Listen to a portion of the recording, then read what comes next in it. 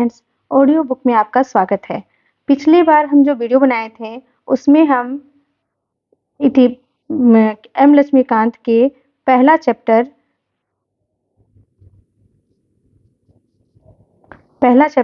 ऐतिहासिक पृष्ठभूमि को पढ़ रहे थे।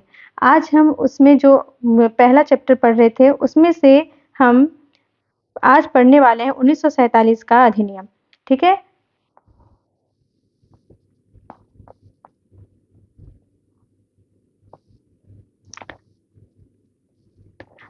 तो हम पढ़ते हैं। भारतीय स्वतंत्रता अधिनियम 1947। 20 फरवरी 1947 को ब्रिटिश प्रधानमंत्री क्लीमेंट एटली ने घोषणा की कि 30 जून 1947 को भारत में ब्रिटिश शासन समाप्त हो जाएगा। इसके बाद सत्ता उत्तरदायी भारतीय हाथों में सौंप दी जाएगी। इस घोषणा पर मुस्लिम लीग ने आंदोलन किया और भारत के विभाजन की बात कही। 3 जून 1947 को ब्रिटिश सरकार ने फिर स्पष्ट किया कि 1946 में गठित संविधान सभा द्वारा बनाया गया संविधान उन क्षेत्रों में लागू नहीं होगा जो इसे स्वीकार नहीं करेंगे। उसी दिन 3 जून 1947 को वायसराय लॉर्ड माउंटबेटन ने विभाजन की योजना पेश की, जिसे माउंटबेटन योजना कहा गया। इस योजना को कांग्रेस और मुस्लिम लीग ने स्वीकार कर लिया। इस प्रकार भारतीय स्वतंत्रता अधिनियम 1947 बनाकर उसे लागू कर दिया गया। अधिनियम की विशेषताएं। इसने भारत में ब्रिटिश राज समाप्त कर 15 अगस्त 1947 को इसे स्वतंत्र और संप्रभु राष्ट्र घोषित कर दिया।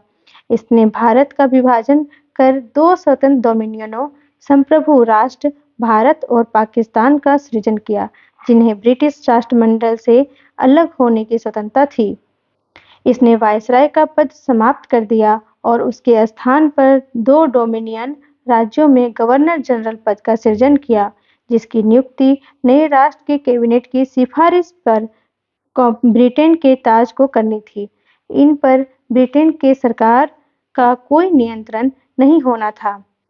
इसने दोनों डोमिनियन राज्यों संविधान सभाओं को अपने देशों के संविधान बनाने और उसके लिए किसी भी देश के संविधान को अपनाने की शक्ति दी।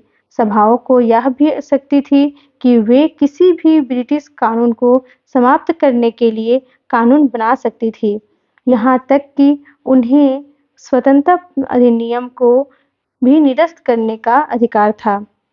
इसने दोनों डोमिनियन राज्यों के संविधान सभाओं को यह शक्ति प्रदान की कि वे नए संविधान का निर्माण और क्रियान्वयन होने तक अपने अपने संबंधित क्षेत्रों के लिए विधानसभा बना सकती थी।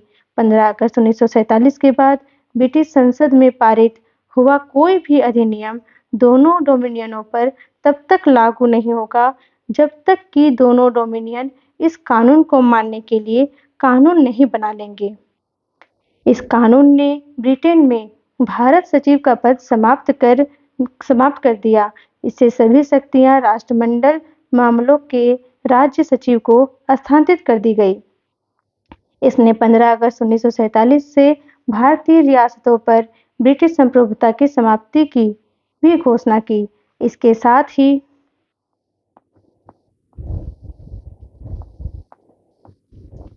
आदिवासी क्षेत्र समझौता संबंधों पर भी ब्रिटिश हस्तक्षेप समाप्त हो गया।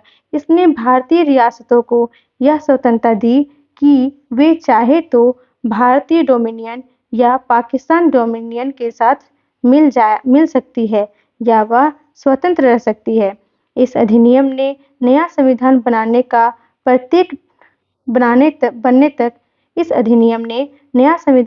तक प्रत्येक डोमिनियन में शासन संचालित करने एवं भारत शासन अधिनियम 1935 के तहत उनकी प्रांतीय सभाओं में सरकार चलाने की व्यवस्था की।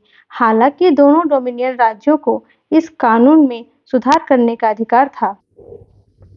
इसने ब्रिटिश शासक को विधेयकों पर मताधिकार और उन्हें स्वीकृत करने के अधिकार से वंचित कर दिया, लेकिन ब्रिटिश शासक के नाम पर गवर्नर जनरल को किसी भी विधेयक को स्वीकार करने का अधिकार प्राप्त था।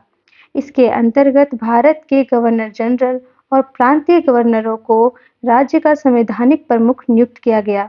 इन्हें सभी मामलों पर राज्यों के मंत्रिपरिषद के परामर्श पर कार्य करना होता था। इसने शाही उपाधि से भारत का सम्राट शब्द समाप्त कर दिया। इसने भारत के राज्य सचिव द्वारा सिविल सेवा में नियुक्तियां करने और पदों में आरक्षण करने की प्रणाली समाप्त कर दी। 15 अगस्त 1947 से पूर्व के सिविल सेवा कर्मचारियों को वही सुविधाएं मिलती रही जो उन्हें पहले से प्राप्त थी। 14-15 अगस्त 1947 के मध्य रात्रि को भारत में ब्रिटिश शासन का अंत हो गया और समस्त शक्तियां दो नए स्वतंत्र डोमिनियनों भारत और पाकिस्तान को स्थानांतरित कर दी गई। लॉर्ड माउंटबेटन नए डोमिनियन भारत के प्रथम गवर्नर जनरल बने। उन्होंने जवाहरलाल नेहरू को भारत के पहले प्रधानमंत्री के रूप में शपथ दिलाई। 1946 में बनी संविधान सभा को स्वतंत्र भारतीय डोमिनियन की संसद के रूप में स्वीकार कर लिया गया। अब हम इसमें कुछ इम्पोर्टेंट तथ्य को देखेंगे, जैसे अंतरिम सरकार। अंतरिम सरकार का गठन 1946 में हुआ था। उसमें किसको कौन सा विभाग दिया गया था उसके बारे में हम पढ़ेंगे।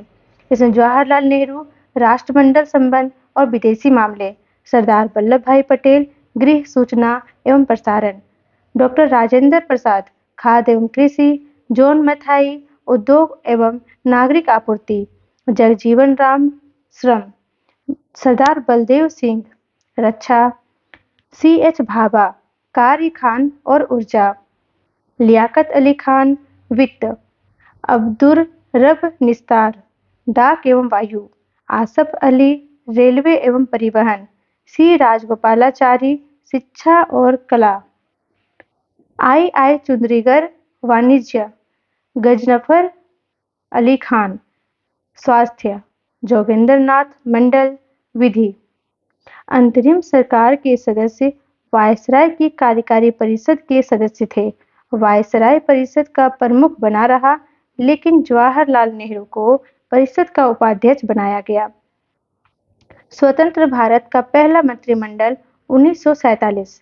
जवाहरलाल नेहरू प्रधानमंत्री, राष्ट्रमंडल एवं विदेशी मामले, वैज्ञानिक शोध, सरदार वल्लभ भाई पटेल गृह सूचना एवं प्रसारण, राज्यों के मामले, डॉक्टर राजेंद्र प्रसाद खाद्य एवं कृषि, मौलाना अब्बुल कलाम आजाद शिक्षा, डॉक्टर जॉन मेथाई रेलवे एवं परिवहन, R.K. सनमुगम शेट्टी वित्त, डॉक्टर B.R. आम्बेडकर विधि, जगजीवन राम श्रम, सरदार बलदेव सिंह रक्षा, राजकुमारी अमृत कौर स्वास्थ्य, C.H. भाभा वाणिज्य, रफी अहमद किदवई संचार, श्यामा प्रसाद मुखर्जी उद्योग एवं आपूर्ति, V.N. गाडगिल कार्य खान एवं ऊर्जा। इसमें हम कुछ संदर्भ सूचियां देख लेते हैं। जब हम पढ़ते हैं तो किसी वर्ड के ऊपर 1, 2, 3 ऐसे लिखा हुआ आता है, तो उसका जो एक्सप्लेन किया गया है वहाँ संदर्भ सूची में किया गया है। हम इसे देख लेते हैं कुछ पॉइंट। संदर्भ सूची।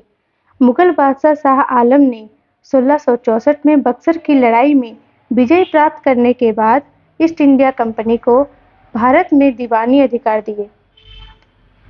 इसे ब्रिटिश संसद में तत्कालीन प्रधानमंत्री विलियम पिट द्वारा पुनः स्थापित किया गया। घोषणा ने स्थापित किया।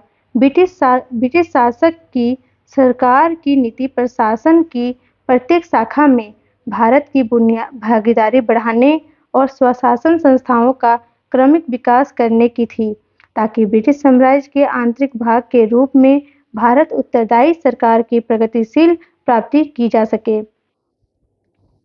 यह भारत में उच्च नागरिक सेवाओं पर ली आयोग की सिफारिशों पर किया गया।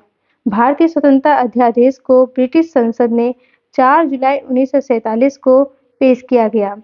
18 जुलाई 1947 को इसे राजशाही की संतुति मिली। यह अधिनियम 15 अगस्त 1947 से लागू हुआ। दो राज्यों के बीच सीमाओं का निर्धारण रेड क्लिफ की अध्यक्षता वाले सीमा आयोग ने किया। पाकिस्तान में पश्चिम पंजाब, सिंध, बलूचिस्तान, पूर्वी बंगाल, उत्तर पश्चिम सीमांत क्षेत्र एवं असम का सिलहट जिला शामिल किया गया। उत्तर पश्चिम सीमांत क्षेत्र एवं सिलहट में अध्यादेश पाकिस्तान के पक्ष में था। चलिए दोस्तों, ये पहला चैप्टर कंप्लीट हुआ।